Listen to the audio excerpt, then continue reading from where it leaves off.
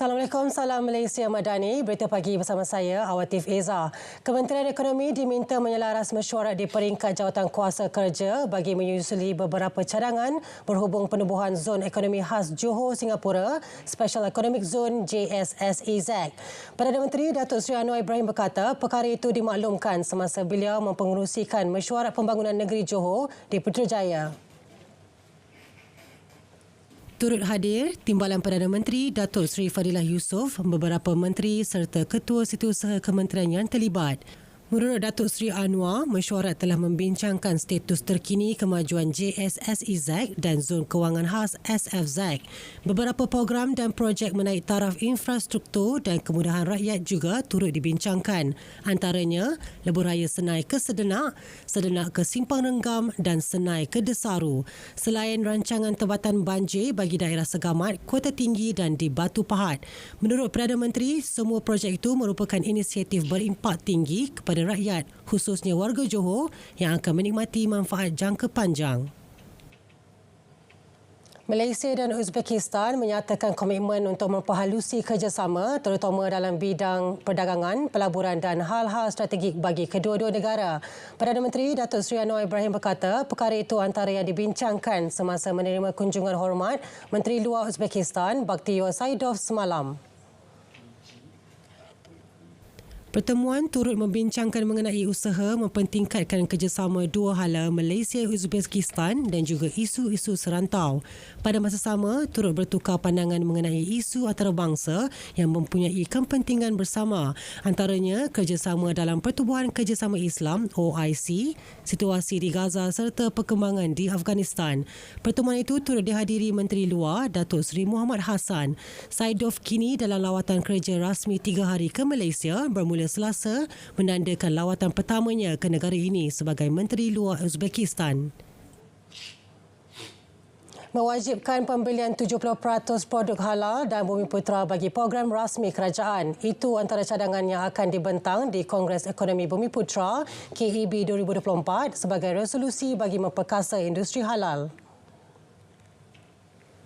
Timbalan Perdana Menteri Datuk Seri Dr. Ahmad Zahid Hamidi berkata penyelesaian lain termasuk melaksana transformasi perniagaan halal. Ia melalui aktiviti penilaian ketersediaan serta bimbingan perniagaan.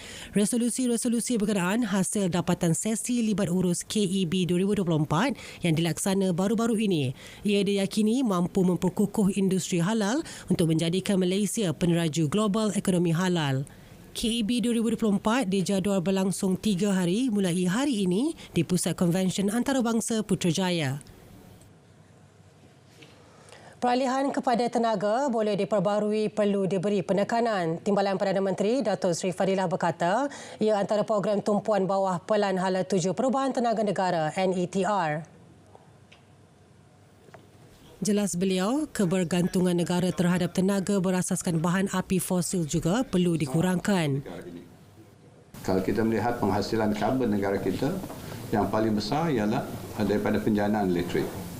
Sebab kita masih lagi menggunakan coal dan pada masa sama bergantung dengan fossil fuel, khususnya di Semenanjung.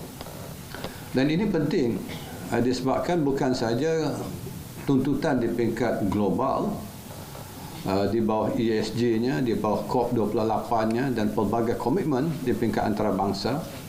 Kalau kita nak menjadi kompetitif, kita tidak ada pilihan lain melainkan beralih kepada tenaga boleh baharu untuk memastikan kemampanan bukan saja dalam sudut alam sekitar tapi yang lebih utama ialah dalam konteks ekonomi dan social well-being of our people. Beliau berucap pada majlis menandatangani perjanjian pembiayaan ladang fotovoltaik solar antara Bank Islam Malaysia Berhad dan Gading Kencana Sdn Bhd di Ibu Negara. Penyertaan Malaysia di Mobile World Congress Barcelona 2024 MWC 2024 berjaya menarik minat banyak syarikat telekomunikasi antarabangsa. Menurut Menteri Komunikasi Fahmi Fazil, penyertaan Malaysia buat julung kalinya mempunyai sebuah pavilion disertai 15 agensi dan syarikat tempatan yang mempamerkan inisiatif serta pencapaian telah menaikkan nama negara di mata dunia. Rata-rata maklum balas yang diterima dari pelbagai pihak pavilion Malaysia tu menjadi buah mulut dan percakapan ramai. Antara lain kerana pelbagai aktiviti yang dilaksanakan, termasuk siri MOU yang telah ditandatangani dan kita serahkan antara pelbagai pihak, di antara Telco Malaysia dan juga pelbagai syarikat. Ini satu petanda yang cukup positif kerana MWC Barcelona merupakan acara yang terbesar di dunia yang mengumpulkan semua penyedia perkhidmatan sama ada syarikat-syarikat telekomunikasi ataupun peralatan telekomunikasi. Beliau berkata demikian sebelum berlepas ke Oslo, Norway bagi mengetuai delegasi Malaysia menghadiri sesi Next Generation Communications Roundtable anjuran syarikat telekomunikasi Norway, Telenor. 70 tan metrik benih bawang kecil dan 230 kg biji benih bawang kecil akan dibekalkan Mardi kepada petani. Ia sebagai fasa awal untuk mengurangkan kebergantungan terhadap bawang import. Menteri Pertanian dan Keterjaminan Makanan Datuk Seri Mohamad Sabu berkata untuk tujuan sama 100 hektar kawasan penanaman akan dibangunkan. Program penanaman seluas 100 hektar kawasan penanaman bawang akan dibangunkan, iaitu 50 hektar 2024 dan 50 hektar pada tahun 2025 dengan jangkaan hasil pengeluaran sebanyak 5 tan metrik per hektar. Penanaman bawang ini boleh dilaksanakan sebanyak 2 kali setahun. Dijangkakan pengeluaran bawang bagi fasa ini adalah sebanyak 1,000 tan metrik. Pembangunan portal My Startup sebagai tertingkap tunggal yang menghimpunkan syarikat pemula niaga akan menjadikan Malaysia sebagai hub pemula dan digital serantau. Menteri Sains, Teknologi dan Inovasi Chang Leh Kang berkata, platform itu akan menyatukan pemain utama dalam ekosistem secara bersepadu. Inisiatif itu sekaligus memanfaatkan syarikat pemula, pelabur dan pihak berkepentingan. Kami akan meneruskan usaha kami untuk mewujudkan satu ekosistem untuk startup yang lebih sempurna dan kami akan melancarkan satu inisiatif baru iaitu single window di mana kami akan lancar dalam melancarkan single window ini di KL20 yang akan kami anjurkan pada bulan-bulan April ini. Beliau berkata demikian pada Anugerah Inovasi Top Intech edisi ketiga di Bukit Jalil.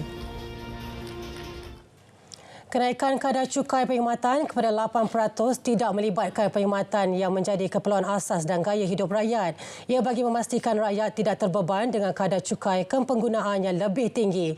Cukai untuk perkhidmatan makanan dan minuman, telekomunikasi, parkir kenderaan dan logistik kekal pada kadar 6%. Bagi perkhidmatan elektrik, cukai perkhidmatan hanya dikenakan ke atas kadar penggunaan lebih daripada 600 kWj. Hampir 85% pengguna elektrik berada di bawah ambang kadar penggunaan ini dan tidak terkesan. Menteri Kewangan II, Datuk Seri Amir Hamzah Azizan berkata, cukai perkhidmatan yang ditambah baik bermula 1 Mac ini dijangka meraih tambahan hasil sehingga RM3 bilion kepada negara. Beliau yakin ia dapat dimanfaatkan untuk menambah baik bantuan bersasar kepada rakyat. Ia juga akan disalur kepada penyelenggaraan prasarana awam kritikal seperti kesihatan, sekolah dan jalan raya. Kenaikan kadar cukai perkhidmatan kepada 8% tertumpu kepada aktiviti berkaitan perkhidmatan kemahuan dan aktiviti antara perniagaan. Liputan turut diperluas bagi menyelaras dan memberi layanan cukai sama rata ke atas perkhidmatan tertentu dalam industri yang sama. Perubahan ini tidak menyebabkan kenaikan mendadak kepada harga perkhidmatan sekaligus tidak membawa kejutan kepada ekonomi. Berita pagi diteruskan dengan edisi Sabah dari Sungai Kesegara, Palestin Pasti Merdeka. Assalamualaikum.